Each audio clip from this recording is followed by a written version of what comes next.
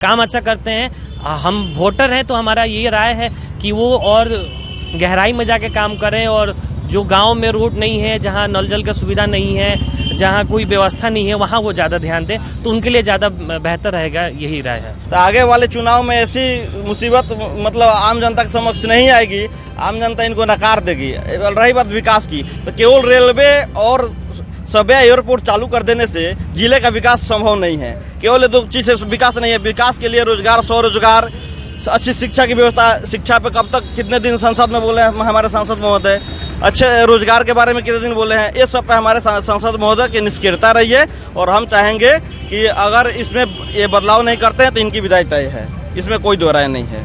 ये कहावत है कि नेता दो प्रकार के होते हैं, एक जमीनी नेता होते हैं और एक हवाई होते हैं। तो हमारे माननीय सांसद महोदय, हमको लगता है, और गोपालगंज की जनता के हिसाब से उनके नज़र से हम देख रहे हैं कि अभी के हमारे सांसद महोदय धरातल पे कहीं नहीं है। अगर किसी व्यक्ति को सांसद महोदय से मिलना हो तो जाकर घंटों उनके यहाँ दरवाजे पर वेट करना पड़ता है, उसके बाद भी आदमी मिल नहीं पाता है। और रोड के चकाचौक देख लीजिए, हमारा लोक कुमार सुमन जी ऐसा सांसद खोजला से नहीं मिलेगा।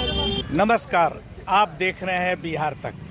गोपालगंज लोकसभा निर्वाचन क्षेत्र में 6 विधानसभा क्षेत्र है। बैकुंठपुर, बरौली, गोपालगंज, कुचायकोट, हथुआ और भोरे, और ये 6 विधानसभा क्षेत्र को मिलाकर गोपालगंज लोकसभा निर्वाचन क्षेत्र बना है।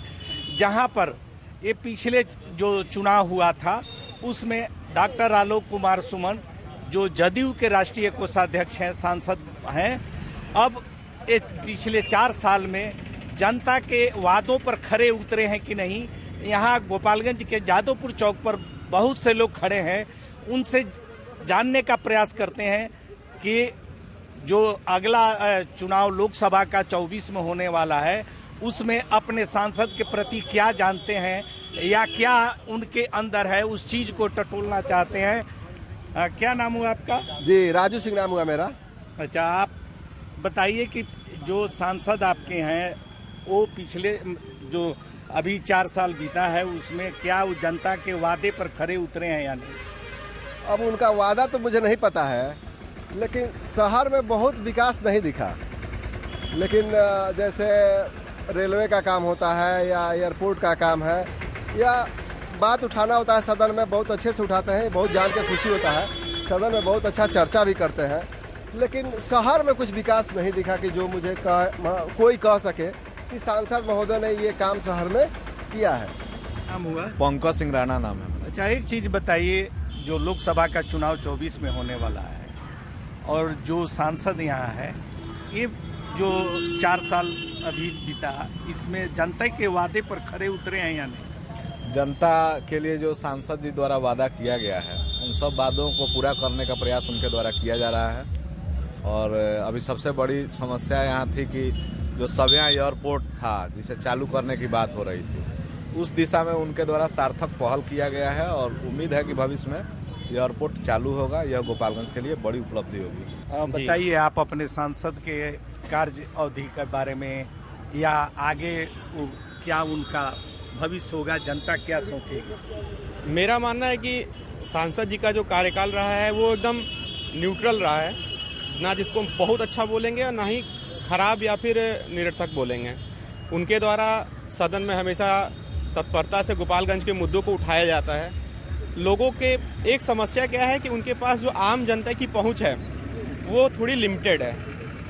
चूँकि पेशे से वो डॉक्टर हैं और पूर्ण रूप से हमारा मानना है कि सामाजिक कार्यकर्ता या नेता पहले के नहीं रहे हैं, तो जो आम जनता है उसकी पहुंच थोड़ी सी कम है।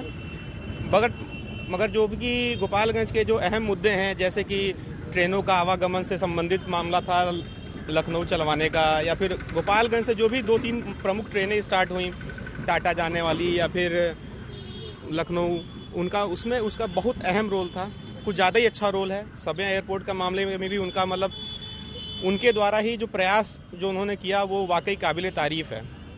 मगर जो कि छोटे छोटे मुद्दों में भी सांसद का रोल रहता है, जो आम जनमानुस की समस्याएं हैं उसमें उनकी थोड़ी पहुंच में कमी पाता हूं उसमें।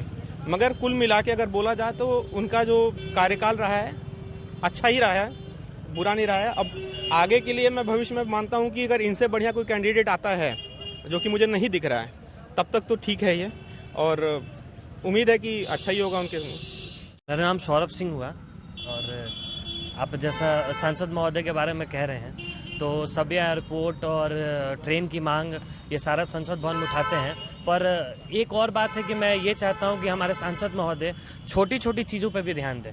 जैसे बहुत सारे उनके लोकसभा क्षेत्र में ऐसे गांव हैं जिनका रोड अभी तक सही नहीं है, तो उनसे आग्रह अपील यही है कि उन सभी चीज़ों पे भी ध्यान नहीं, दें। आगे क्या माने जनता सोचेगी, आप क्या उनके बारे में सोच रहे हैं? देखिए, काम अभी तक उन्होंने जो किया है वो अच्छा किया है। उनके बारे में कोई ऐसा शहर में नहीं है कि नहीं वो अच्छे आदमी नहीं है या फिर अच्छा काम नहीं करते। काम अच्छा करते हैं। हम वोटर हैं तो हमारा ये राय है कि वो और गहराई में जाके काम करें, और जो गांव में रोड नहीं है, जहां नल जल का सुविधा नहीं है, जहां कोई व्यवस्था नहीं है, वहां वो ज़्यादा ध्यान दें, तो उनके लिए ज़्यादा बेहतर रहेगा। यही राय है सांसद महोदय। क्या नाम हुआ आपका? मेरा नाम सनी सिंह विकास हुआ। अच्छा, पहले जो चुनाव हुआ था उस समय भाजपा और राजद, भाजपा और जदयू का गठबंधन था। बिल्कुल बिल्कुल। उस समय आपके सांसद चुने गए, और अभी जदयू और राजद का गठबंधन हो गया है। क्या माने आपके सांसद का भविष्य होगा? नहीं, देखिए, यहाँ के लोग तो उस गठबंधन को ही वोट किए थे। भाजपा और जदयू के गठबंधन को वोट किए थे, राजद जदयू के गठबंधन को वोट नहीं किए थे। तो आगे वाले चुनाव में ऐसी मुसीबत मतलब आम जनता के समक्ष नहीं आएगी। आम जनता इनको नकार देगी। रही बात विकास की, तो केवल रेलवे और सभी एयरपोर्ट चालू कर देने से जिले का विकास संभव नहीं है। केवल दो चीज से विकास नहीं है। विकास के लिए रोजगार, स्वरोजगार, अच्छी शिक्षा की व्यवस्था। शिक्षा पे कब तक कितने दिन संसद में बोले हैं हमारे सांसद महोदय। अच्छे रोजगार के बारे में कितने दिन बोले हैं। ये सब पे हमारे सांसद महोदय की निष्क्रियता रही है, और हम चाहेंगे कि अगर इसमें ये बदलाव नहीं करते हैं तो इनकी विदाई तय है। इसमें कोई दो राय नहीं है। जी, मेरा नाम रवि कुमार सिंह हुआ। तो ये पहले बताइए कि जो पिछले लोकसभा का चुनाव में 4 साल जो बीता है, उसमें सांसद जो आपके हैं वो जो भी वादा पब्लिक से किए थे उस समय, क्या उस चीज़ को पूरा किए हैं? हमें तो कहीं से नहीं दिखता है कि गोपालगंज के सांसद महोदय पब्लिक से किए गए वादा को पूरा किए हैं। कोई वादा पूरा नहीं हुआ है गोपालगंज में अभी तक। क्या माने उसमें क्या क्या वादा? देखिए, वादा में सबसे पहले युवाओं के लिए तो हमारे सांसद महोदय को आज तक हम कभी बात करते हुए देखा ही नहीं है कि युवाओं के भविष्य में क्या होगा, रोजगार के लिए क्या होगा।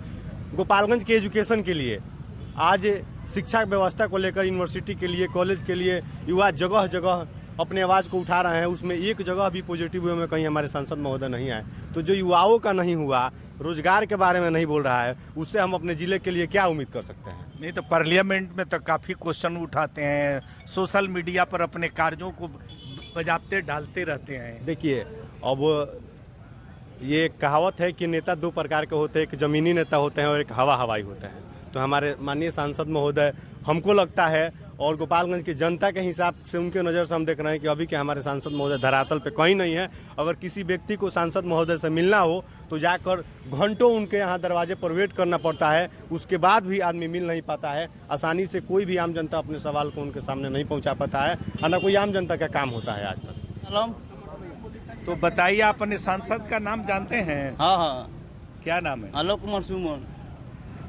बताइए, 4 साल में जनता का वादा पर खरे उतरे हैं। तो हमारा जो गोपालगंज के सांसद है आलोक कुमार सुमन जी, हर गरीब के बात सुनते हैं। हमारा आलोक कुमार सुमन जी के देन है कि गोपालगंज जिला में 24 घंटा लाइन रहते हैं, और रोड के चकाचौक देख लीजिए। हमारा आलोक कुमार सुमन जी ऐसा सांसद खोजला से नहीं मिलेगा। अच्छा, 2000 जो है 2024 में चुनाव होने वाला है सांसद का, उसमें आप क्या समझ रहे हैं कि यहाँ की जनता फिर उनको चुनेगी?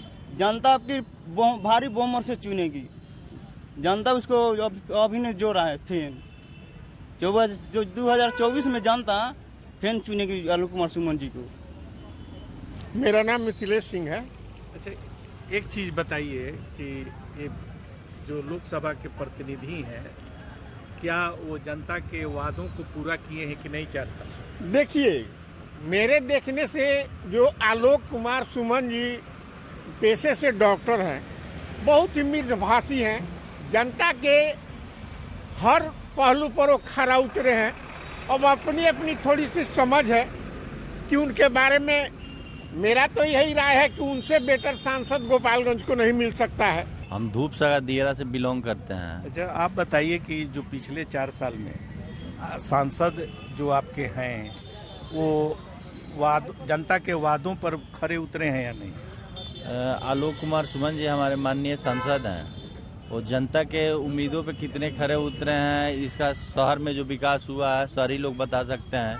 लेकिन हमारे क्षेत्र दियरा में जो कार्य हुआ है उसमें विकास की गति को और थोड़ा सा जोर लगाना पड़ेगा सांसद महोदय को, क्योंकि आने वाला जो चुनाव है उसको देखते हुए दियरा के विकास को दरकिनार नहीं किया जा सकता है। अगर दियरा को साथ लेकर चलना है, उनका भी घर दियरा से ही बिलोंग करता है और दियरा के समस्याओं को हमेशा सदन में जागृत करना पड़ेगा। और जितना जल समस्या है अपने शहर में, आप जादूपुर चौक ले लीजिए, बंजारी ले लीजिए, हजियापुर ले लीजिए, इन जल के निकासी का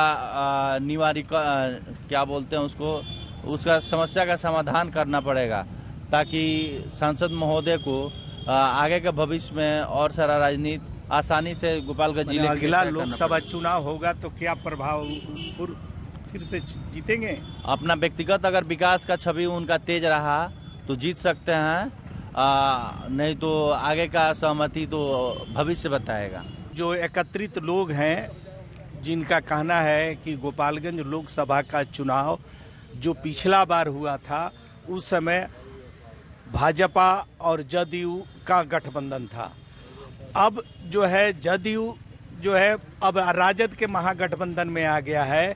अब यह आगे जो 2024 में लोकसभा का चुनाव होगा उसमें कितना प्रभाव डालेगा यह तो उस समय ही निर्धारित करेगा। लेकिन यहाँ के जो अधिकतर मतदाता है वह अपने सांसद के कार्यों के प्रति काफ़ी खुश नज़र आ रहे हैं और पार्लियामेंट में हो या सोशल मीडिया पर हो वो अपने कार्यों को हमेशा जनता के बीच लाते रहे हैं, पार्लियामेंट में आवाज़ उठाते रहे हैं। अब आगे 24 के चुनाव में क्या होगा वह तो यहाँ के मतदाता ही निर्धारित करेंगे। सुनील तिवारी, बिहार तक, गोपालगंज।